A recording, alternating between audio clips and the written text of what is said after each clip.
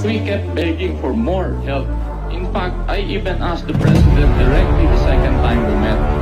Di ko pinagbigyan, tinanggal pa yung Chief of Police. Everybody there were frustrated. They saw, if you can muster up on Sunday thousands of military personnel, including PNP, for the security of the President, bakit hindi naman kami nabigyan kahit konti para na-secure naman namin yung syudad? Bakit nga ba nawala ang tiwala ng mga Pilipino sa Liberal Party? Magandang araw kaibigan at maligayang pagbabalik muli dito sa aking channel. Ang pag-uusapan natin ngayon ay ang nangyaring paghihirap ng mga biktima ng Bagyong Yolanda noong taong 2013 na siyang nag-trigger na tuluyang mawala ang tiwala ng mga Pilipino sa mga kultong dilawan.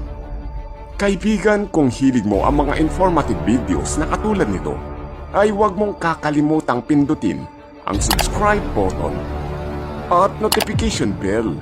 Pakipili na rin ang all para madali kitang ma-notify sa marami ko pang i-upload na mga di-kalibreng informative videos sa hinaharap.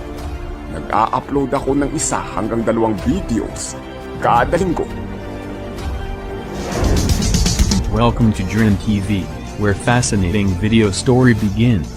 Don't forget to subscribe, like, and tap the notification bell to easily notify you to my future ample videos.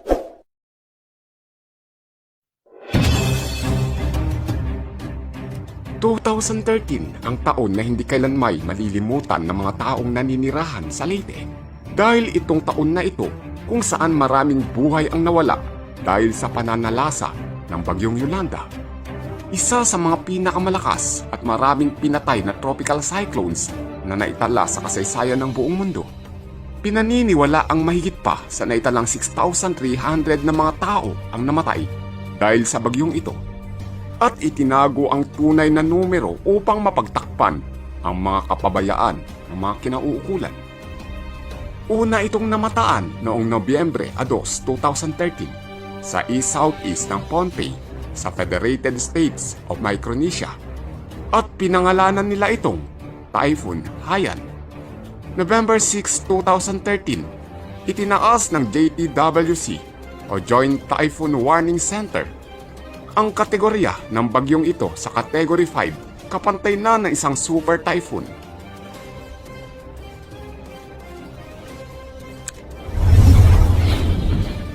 November 7, 2013, bago ito maglandfall sa Eastern Samar ay mayroon na itong naipong lakas na umaabot sa 285 km/h o 180 miles per hour ayon sa Joint Typhoon Warning Center.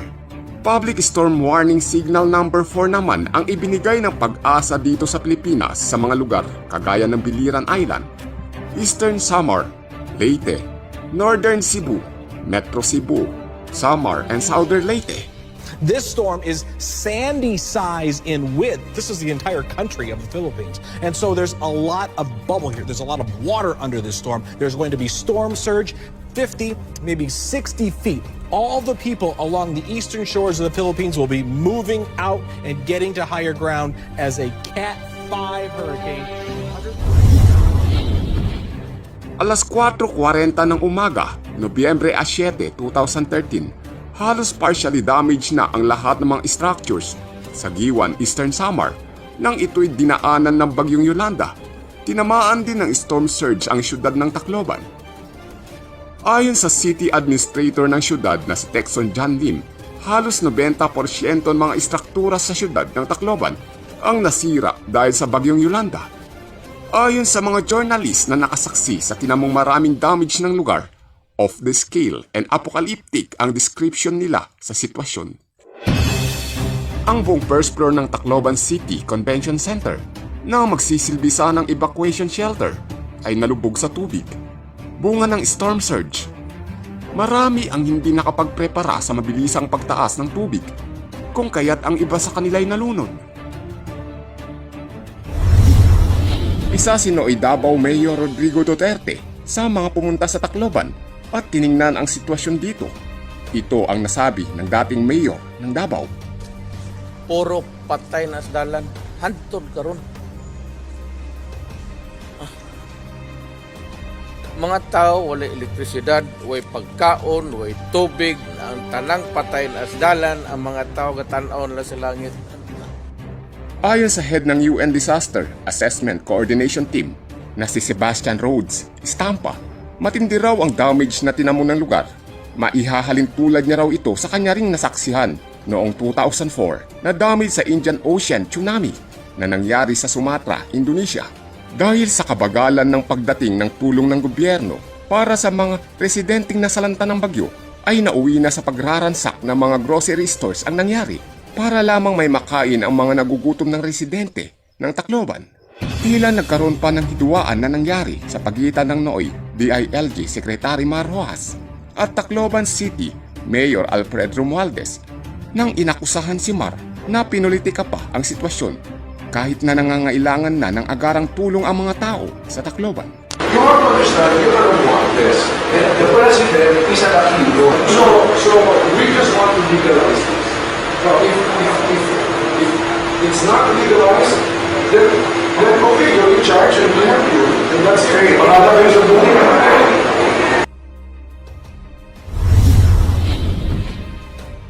Kinundi na kahit pa ng international media ang napakabagal na relief efforts ng Aquino administration.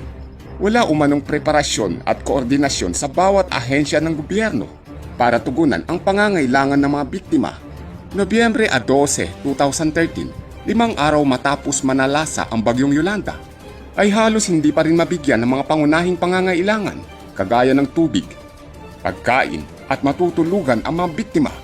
Tagdag naman sa kritisismo si DILG Mar Rojas dahil sa tila palpak na paghawak nito sa sitwasyon. Walang prenong pinuna ng isang CNN reporter na si Andrew Stevens si Mar Rojas nang ito'y kanyang ma-interview. Pero tila hindi nagpatinag ang DILG secretary dito at sinagot ang bawat katanungan ng international reporter. Kaibigan, pakinggan mo ang mga pinagsasabi ni Mar Rojas sa interview. Mr. Secretary, thanks very much for joining us. I have been walking around this town for the past 4 or 5 days. You and I both. That's right. We were here. We were here for the storm itself. I am hearing growing anger on the streets about the government response. People feel they've been left. They have not been supported by the government. Well, through your network, I can assure our people and the whole world that the entire force of the government of President Pinoy is looking after our people here. It's if we had set aside gallons or pails of water, it just turns out that the need is that of a swimming pool. So what was a garden hose is now a fire truck's hose, and we're doubling this every day, and this should now accelerate as days goes by. So obviously you couldn't handle the initial response, but even today, we are now in our 6th day. Right. We are at the airport. We're at the staging post for relief supplies. That's correct. I get asked for water. My crew gets asked for water every day, Right. or several times a day. If you can't supply water here, There is no water supply. I mean, there is no but it municipal. wasn't that Excuse me. your... Dahil sa matinding pinsala na tinamo ng Samar at Leyte, ay dumagsa ang mga tulong pinansyal at relief goods mula sa iba't ibang mga bansa. Ito ang nakakalulang amount ng tulong na natanggap ng gobyerno mula sa mga bansang nagpakita ng malasakit sa mga nasalanta ng Super Typhoon Yolanda.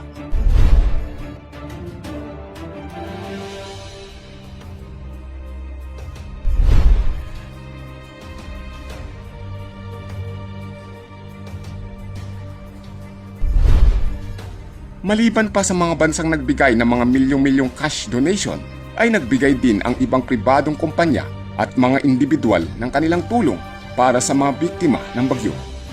$350,000 mula sa bandang Journey, $100,000 mula sa Northeastern Mutual, $2.5 million mula sa Coca-Cola Company, $1 million mula sa organisasyong FIFA, $150,000 mula sa NBA team na Los Angeles Lakers at $200,000 naman mula sa organisasyong Major League Baseball.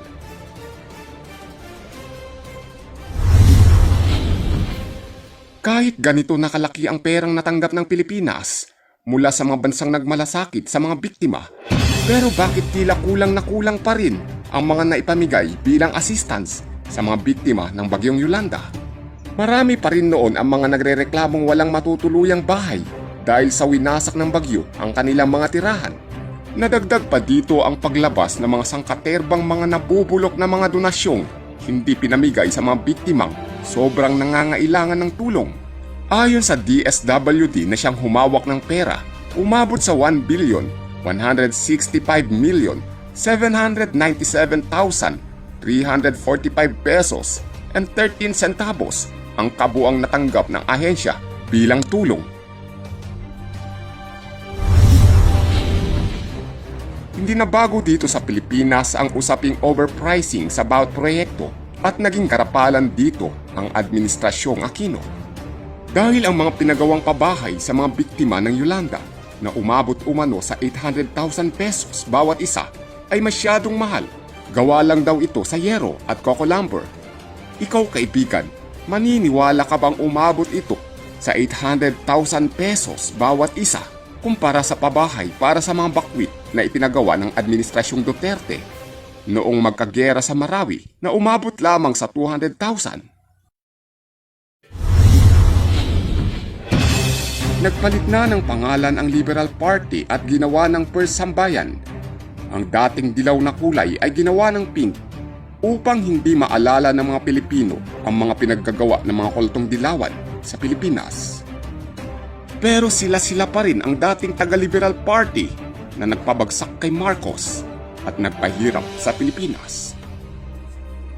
Maging matalino at mapagmatsyag. Kaibigan, kung nagustuhan mo ang video kong ito, huwag mong kakalimutang pindutin ang subscribe button at notification bell. Pakipindot na rin ang like para madali kitang ma-notify sa marami ko pang i-upload na mga dekalibreng informative video sa hinaharap. See you to my next video. Salamat sa panonood at mabuhay ang bansang Pilipinas!